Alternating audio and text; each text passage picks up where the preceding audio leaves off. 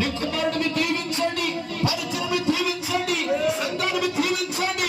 ఈ ప్రాంత ప్రజలందరూ అయ్యా మీ హస్తాలను మేము పట్టుకోమని ప్రార్థిస్తున్నాం. ఈ గ్రామముని సొంతమగును గాక, ఈ ప్రజలని చేతులు పట్టబడును గాక, ఈ ప్రజలందరూ రక్షించబడును గాక, ఈ స్థలములకు వచ్చిన ప్రతి బిడ్డని నామమున వర్ధిల్లును గాక.